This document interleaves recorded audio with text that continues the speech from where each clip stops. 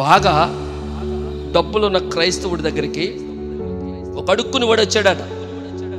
అడుక్కుని వాడు వచ్చి, అయ్యా 3 రోజులు బట్టి భోజనం లేదయ్యా, అన్నం పెట్టండి అని అడుగుతా ఉన్నాడు. అలాగా, సర్లే నువ్వు ఆ బ్యాక్ డోర్ నుంచి రా అన్నాడు. అడుక్కుని వాడు ఆ బ్యాక్ డోర్ నుంచి వెళ్ళిపోయాడు. బ్యాక్ డోర్లో కిచెన్ పక్కన ఆ కింద కూర్చో అన్నాడట.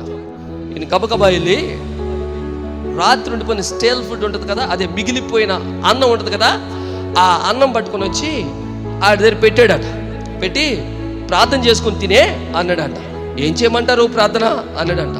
కళ్ళు మూసుకో, నేను చెప్తాను నువ్వు చెప్పు అన్నాడంట. అలాగే సార్ అన్నాడు. కళ్ళు మూసుకొని అవర్ ఫాదర్ ఇన్ హెవెన్ అన్నాడంట. ఆయన అన్నాడంట యువర్ ఫాదర్ ఇన్ హెవెన్ అన్నాడంట. అది కాదు ప్రార్థన, పరలోకమందున్న మా తండ్రి అంటే పరలోకమందున్న నీ తండ్రి. నీకు వినబట్టలేదా? నీకు వినబట్టలేదా అంటే వినబడుతుంది సార్, వినబడుతుంది.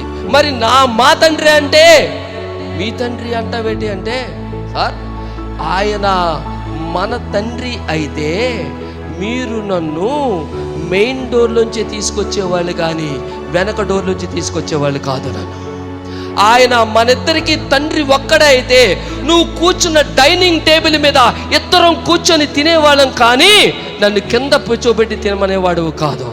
ఆయన మన తండ్రి అయితే మిగిలిపోయిన ఫుడ్ పెట్టేవాడు కాదు. మన తండ్రి అవ్వడు సార్, ఆయన మీ తండ్రి అవుతాడు. ఇవా మన జీవితాలు.